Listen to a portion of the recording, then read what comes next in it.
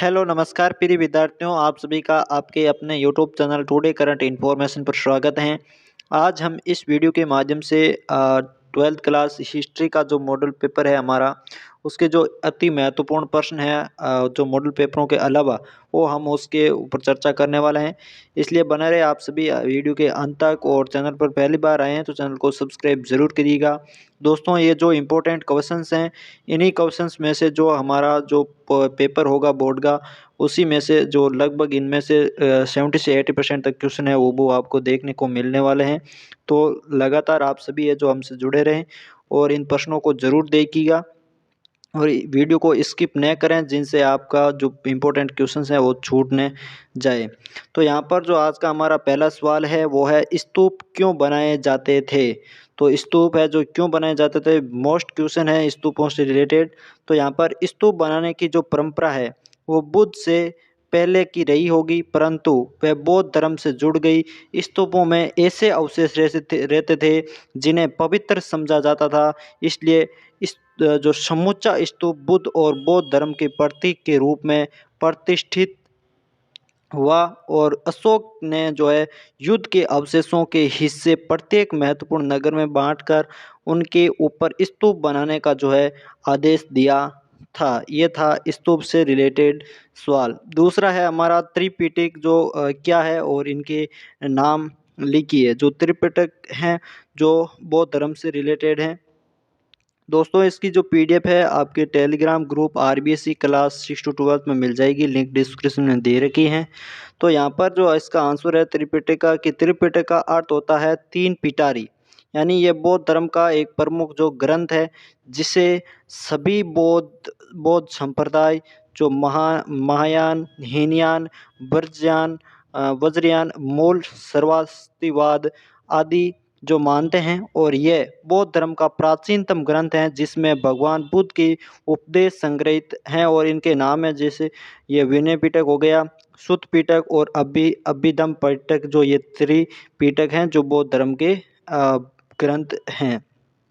अगला हमारा तीसरा सवाल है, रैयतवाड़ी व्यवस्था किसे कहा जाता है। तो रैयतवाड़ी जो व्यवस्था है वो है बम्बई दक्कन में 1820 के दशक में एक नई राजस्व प्रणाली लागू की गई, जिसे रैयतवाड़ी व्यवस्था कहते हैं। और इस प्रणाली के अंतर्गत राजस्व की राशि सीधे रैयत यानी किसान के साथ तय की जाती थी। भिन्न भिन्न प्रकार की भूमि से होने वाली औसत आय का अनुमान लगा लिया जाता था। सरकार के हिस्से के रूप में उसका एक अनुपात निर्धारित किया जाता था। 30 वर्ष बाद जमीनों का जो सर्वेक्षण किया जाता था और उसके अनुसार राजस्व में जो बढ़ोतरी है वो कर दी जाती थी।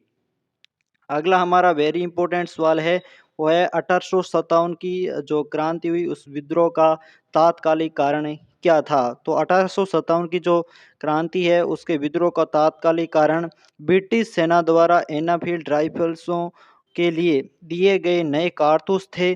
और ऐसी अफवाह थी कि इसके कारतूसों के पर है जो गाय और सूअर की जो चर्बी लगे, जो खोल लगे हुए थे, और उनके जो इन्हीं के प्रयोग से हेतु इनको है जो मुँह से खींचना होता था, जिससे हिंदू और मुसलमानों जो मुस्लिम लोग थे, इनके जो धर्मों का है, धर्म के जो सैनिकों का है, धर्म भ्रष्ट होने का जो भय था।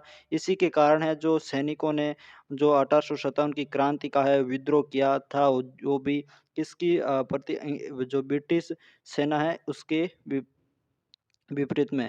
फिर है हमारा यहाँ पर अगला सवाल, गांधी जी ने 1922 में जो असहयोग आंदोलन है वो वापस क्यों लिया। तो यहाँ पर जो आंसर हो जाएगा हमारा, कि फरवरी जो 1922 में जो संयुक्त प्रांत के चौरी चौरा पूर्वा में पुलिस ने कांग्रेस के सत्याग्रहों पर गोलियां चलाई। तो भीड़ है जो क्रुद्ध हो उठी और उसने एक थाने में आग लगा दी, और इसके फलस्वरूप कई सिपाहियों की है जो मृत्यु हो गई।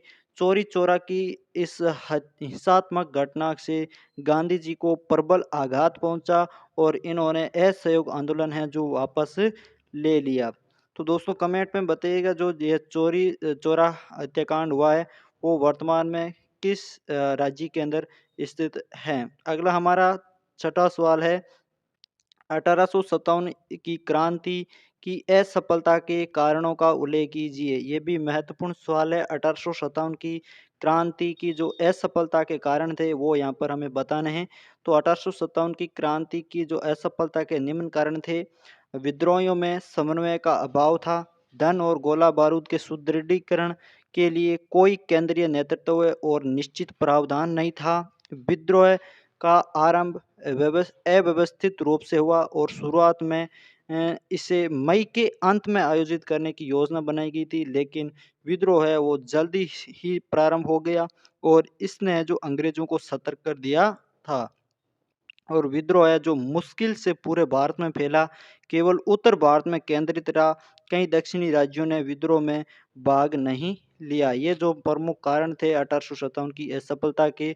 और भारत का एक जो विविधतापूर्ण देश है और विभिन्न जो क्षेत्रों पर है क्षेत्रीय राजवंशों का शासन था, इसलिए उस समय कोई एकता का या राष्ट्रवाद की जो भावना उसमें नहीं थी। और विद्रोह के अधिकांश नेताओं ने जो अपने क्षेत्रों को पुनः प्राप्त करने के लिए लड़ाई लड़ी और उन्होंने भारत को ब्रिटिश शासन से मुक्त कराने के लिए लड़ाई नहीं लड़ी।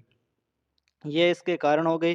फिर हमारा अगला सवाल है, वेरी इंपॉर्टेंट सवाल है कि रोलेट एक्ट क्या है, टिप्पणी लिखिए। तो रोलेट एक्ट है वो ब्रिटिश सरकार ने 1919 में अ, रोलेट एक्ट पारित किया, जिसके अनुसार सरकार को राजनीतिक गतिविधियों को कुचलने तथा राजनीतिक बंदियों को 2 वर्ष तक बिना मुकदमा चलाए जेल में बंद करने का जो अधिकार मिल गया। और महात्मा गांधी ने इसके विरुद्ध एक राष्ट्रव्यापी सत्याग्रह अहिंसक आंदोलन शुरू किया और इसी दौरान 13 अप्रैल को जलियांवाला बाग हत्याकांड हुआ।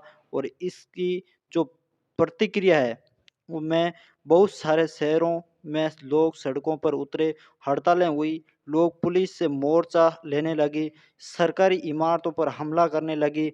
सरकार ने इस आंदोलन को निर्ममता से कुचलना प्रारंभ कर दिया और हिंसा फैलते देख गांधी जी ने जो रोलेट एक्ट को है वापस आंदोलन को वापस ले लिया। रोलेट एक्ट आंदोलन है जो।